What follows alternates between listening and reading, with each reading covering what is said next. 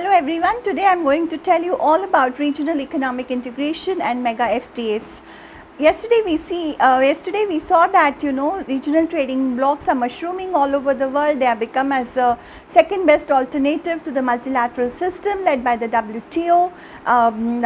They are not only considered as stumbling blocks by some, but they are also considered to be building blocks by some others. So there are two schools of thoughts which support the regional trading agreement. We also learnt about Jacob Weiner's theory of trade creation and trade diversion, and today I am going to tell you all about the mega FTAs which are mushrooming worldwide.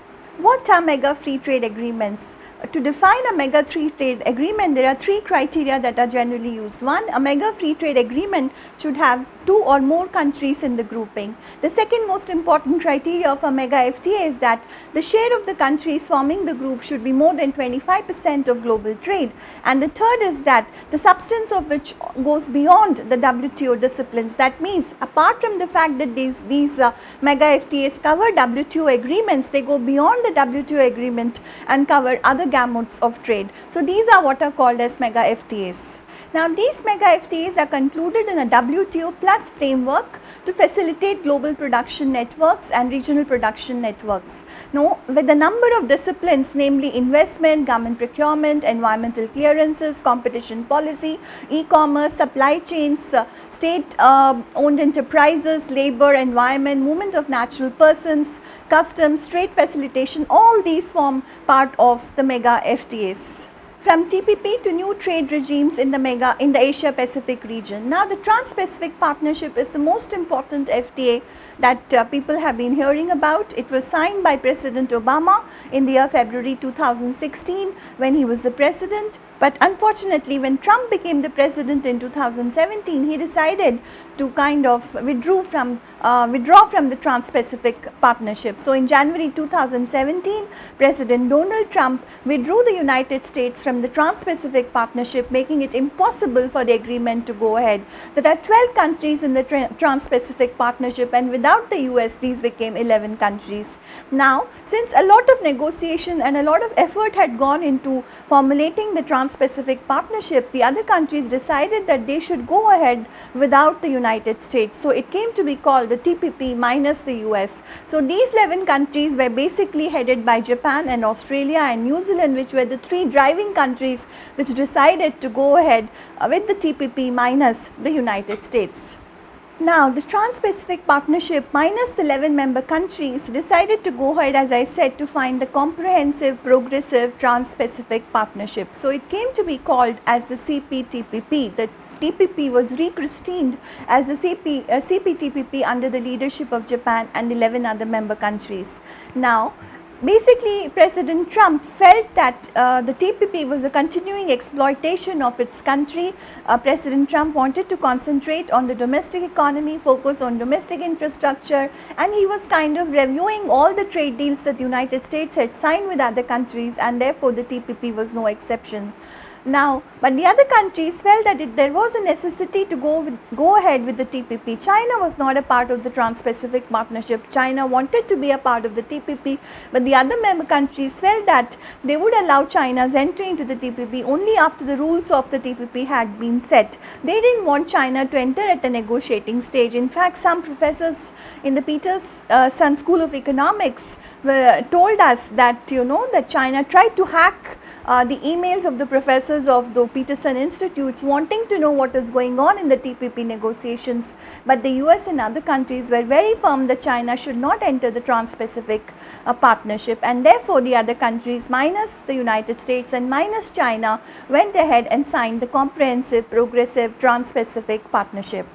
So what are the features of the comprehensive Trans-Pacific Partnership? Basically, it keeps the core idea of the TPP is kind of retained in the CPTPP. There are 20 articles among the 8,000 pages of the CPP document which have been postponed or kind of revised.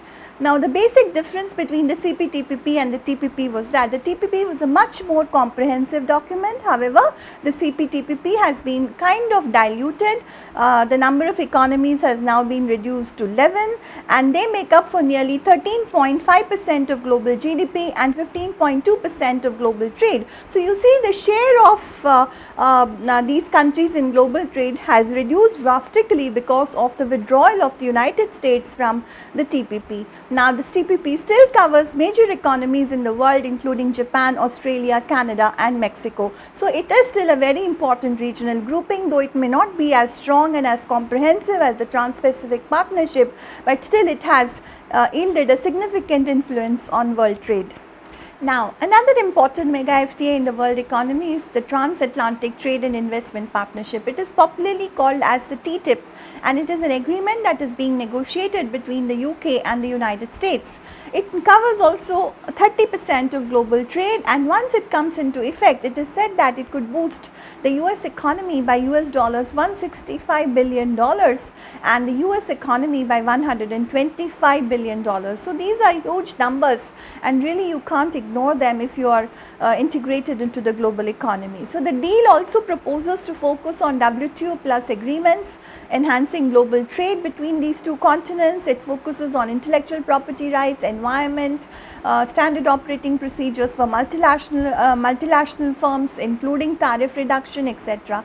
Now, the vastness of the TPP is that it is likely to add more than 2 million jobs in the US, and the EU will account for nearly 40% of the world GDP, and it is likely to be concluded next year in 2021. It was supposed to be concluded this year, but because of the Brexit negotiations, the negotiations on the Ttip have been put on a back burner as of now. And as I already told you, it covers nearly 30% of trade in goods and services, and it's therefore it's very huge and is likely to have very significant impact on other economies in the world. So, apart from the Trans-Pacific Partnership, which was rechristened as a comprehensive progressive Trans-Pacific Partnership, we also learnt about the Ttip, that is the Transatlantic Trade and Investment Partnership being negotiated between the UK and the US. Now, another important mega FTAs is in the region of services, and it is called as the Trade and Services Agreement, popularly called as the TISA. Now, the TISA consists of nearly 50 participant countries, and it is led by the United States, Australia, and is also being currently negotiated.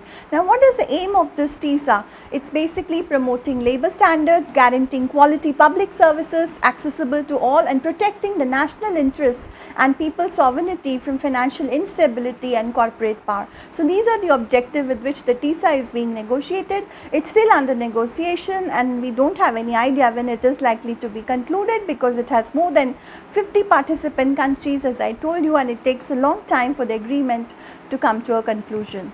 Now, an important agreement from the Indian perspective is the Regional Comprehensive Economic Partnership Agreement. It is called as the Rcep. There has been a lot of media discussion, a lot of discussion in the academia and debates surrounding the Rcep. It is a very important mega FTA. India was a part of the Rcep for nearly 28 rounds of negotiations that took place, but after 28 rounds of negotiations, India finally decided not to join the Rcep, which was a big blow to India's foreign trade and external sector compatibility. So, Regional Comprehensive Economic Partnership Agreement is an agreement between 16 countries, which includes the 10 ASEAN member countries, including Australia, China, India, Japan, South Korea, and the new, that is the ASEAN plus 6. So, ASEAN plus 6 is the formation of the Regional Comprehensive Economic Partnership Agreement. The basic objective of this agreement is to strengthen economic development in the region through trade between member countries. Now, this region has more than 3 billion people and a combined GDP of nearly $17 trillion. So, it is huge. It is as huge as the TPP or the CPTPP or the Ttip. It is on par with the other mega FTAs because they are some of the most powerful countries in the global economy, and it's the largest FTA negotiation that is taking place in Asia. It covers not only trade in goods, trade in services, but it also covers investment, economic and technical cooperation, and dispute settlement is an important area of negotiation in the Rcep. Issues related to Rcep.